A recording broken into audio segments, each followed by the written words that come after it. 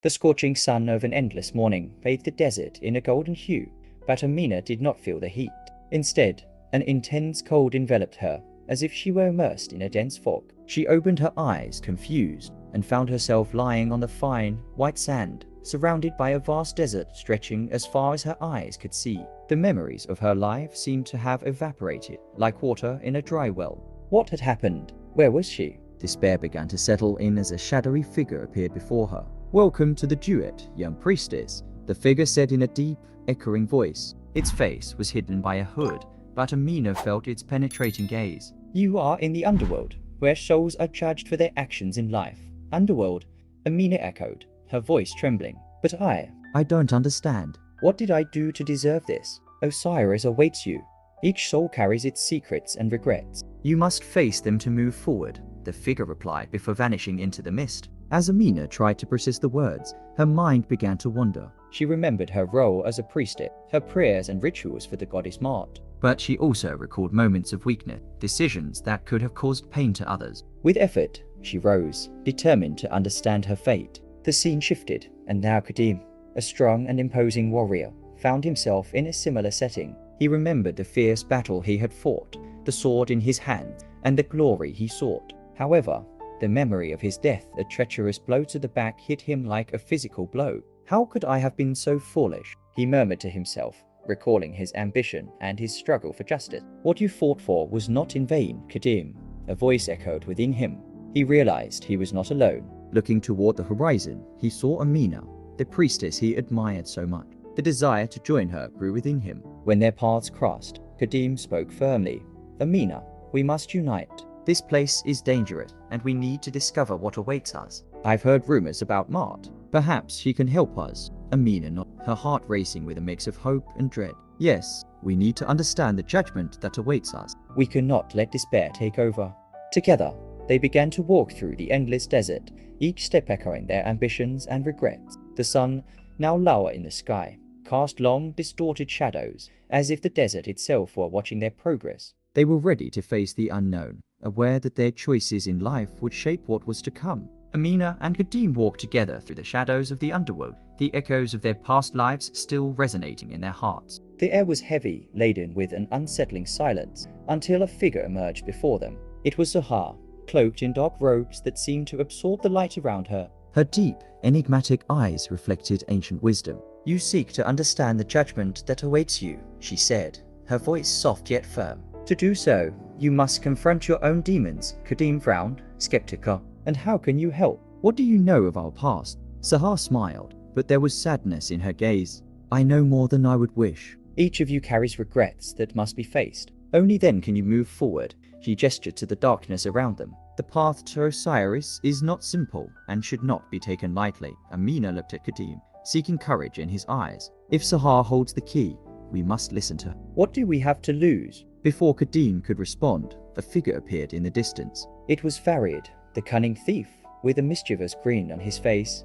"Ah, what an interesting gathering. I can help you reach Osiris more quickly. The path I know is safer and much more exciting." "And what is the price of your help, thief?" Kadim asked, crossing his arms, his distrust evident. Farid let out a light laugh, as if their suspicion were a joke. "Nothing too serious. Just a small contribution to be made. You can trust me. I always deliver on my promises." Amina hesitated, the tension in the air palpable.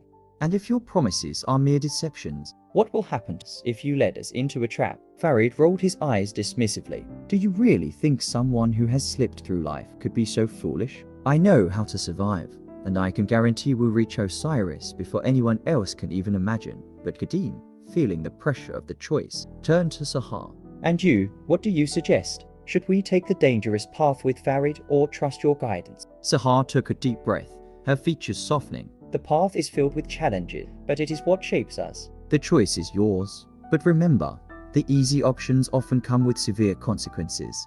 Amina, sensing the gravity of the situation, made her decision. "We need to trust Sahar. Wisdom is more valuable than a quick route. Together, we will face whatever comes." The group, now united in their choice, began to walk toward the darkness, where challenges awaited them, each with its secrets and regrets ready to be revealed. The group advanced along a narrow, shadowy trail, the shadows dancing around them as if they were living beings. The air was heavy, charged with a tense energy, and each step seemed to awaken echoes of their deepest memories. Suddenly, a thunderous roar erupted from the darkness, and a group of lost souls emerged, their faces distorted by pain and despair. "Amina, protect us," shouted Kadim, brandishing his sword as the souls lunged toward them, their icy hands reaching out to grab them. Amina, with renewed determination, raised her hands and began to murmur ancestral words. "By the power of Mart, may justice prevail," she exclaimed. A golden light emanated from her palms, enveloping the group in a protective shield. The lost souls hesitated, but the fury of their existence pushed them forward. "We're lost," cried Sahar, her gaze fixed on the spectral figures approaching. "They won't stop." "Focus, Sahar," Kadim replied, his voice firm. "We need to unite our strengths." Using her knowledge, Amina directed the energy of the light toward the souls, who began to writhe in agony. "Free yourselves from your suffering. Find peace." Her words resonated in the air, and for a moment, the souls paused, their expressions softening. You can help us?" One of the souls, a woman with disheveled hair and a desperate look, whispered. "Yes, but for that, you need to remember what keeps you here. Face your regrets." Amina replied, her voice gentle yet authoritative. As the souls began to recount their stories of sorrow and regret, the group realized that each carried a fragment of pain that connected them in some way. Farid, who had been silent until now, finally spoke up. "This is more than just an attack. They are seeking redemption. Just like us." The souls, now calmer, began to dissipate slowly, as if Amina's light was guiding them toward a new path.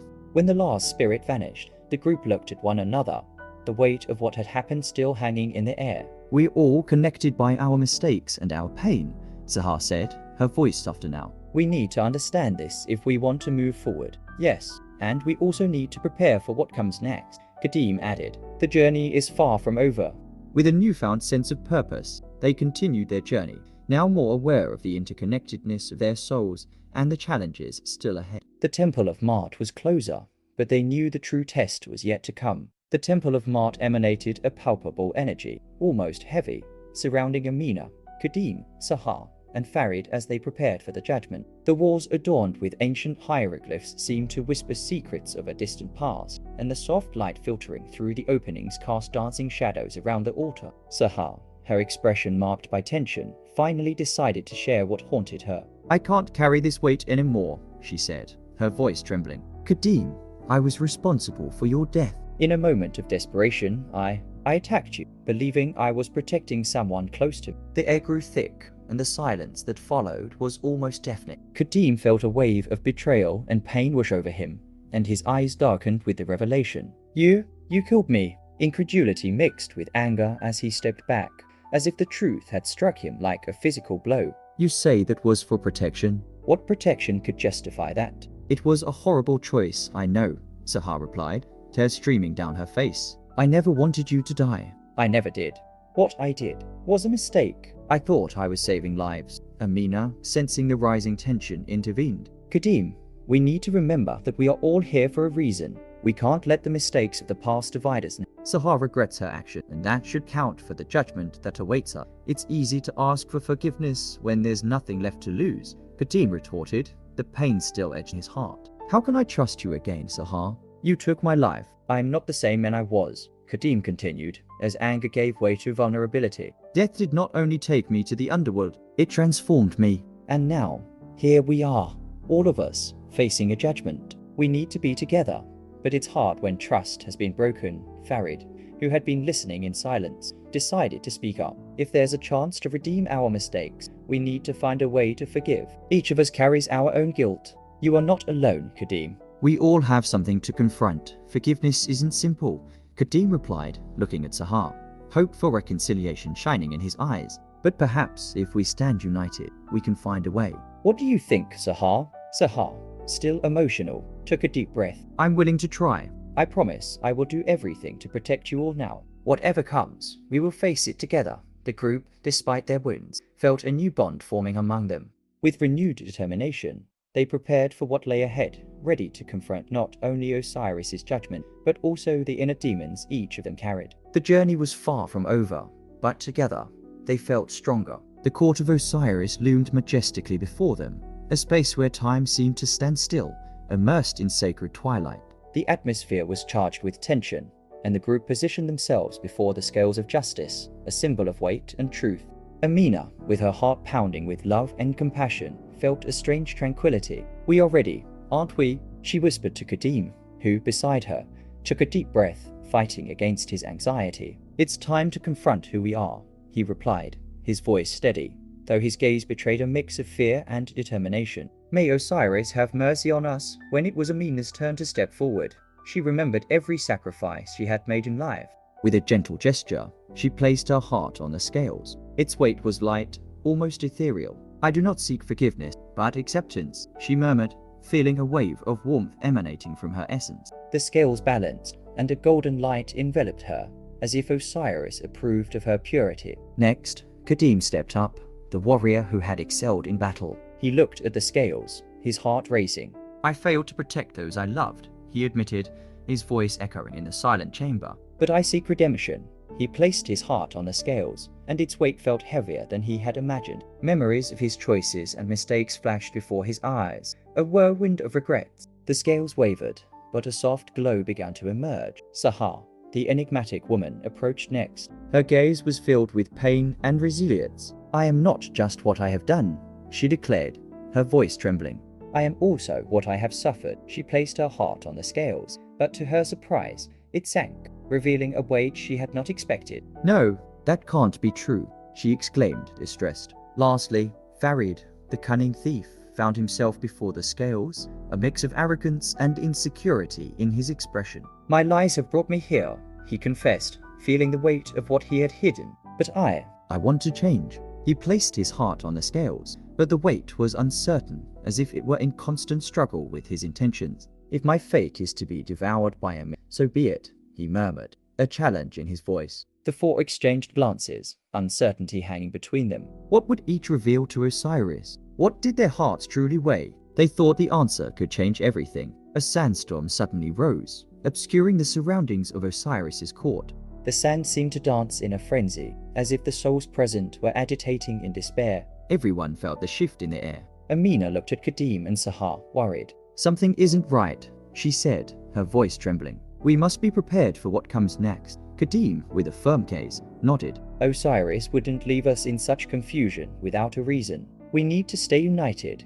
Yet, the tension was palpable. When Osiris appeared, his imposing presence made the storm subside, but an aura of unease lingered. Osiris looked at each of them with eyes that seemed to pierce their souls. The scales holding their hearts swayed strangely, and a look of concern crossed the god's face. "What is happening, Farid?" he questioned, his voice echoing like thunder. Farid, who had kept himself on the sidelines until now, stepped forward, determination shining in his eyes. "My lord, I need to reveal the truth," Farid began, his voice steady despite the turmoil. "I am an ancient priest of Osiris, disguised to test you. My actions were part of a larger plan to rescue Sahar and Kadim, who were destined to lose themselves in the underworld." Farid's words reverberated, leaving everyone in shock. Sahar, tears in her eyes, looked at Farid. "Why didn't you tell me? I could have changed my destiny." Farid took a deep breath. "I needed you all to face your fears and regrets. Only then could you find the strength to redeem yourselves." Osiris, hearing Farid's confession, paused. "The truth is a winding path, but it is also the key to redemption." He then turned to Kadim and Sahar, who were waiting for a verdict. "The judgment will be reconsidered, and you will have a new chance." Then, in an act of sacrifice, Farid stepped forward. "Please, let me be what needs to be offered. My life has been full of deception, but now I choose the truth." Amina, horrified, shouted, "No, you can't do this." But Farid's determination was unwavering. In a move that defied the laws of the underworld, Farid advanced to the scales, giving his essence to ensure Kadim and Sahar could ascend. As his body dissipated into light, a wave of peace enveloped the court. Amina, feeling the weight of the sacrifice, looked at Osiris, who now regarded her with renewed interest. "For your purity and courage, Amina, you will be the new guardian of the underworld. The justice of Mart will prevail through you."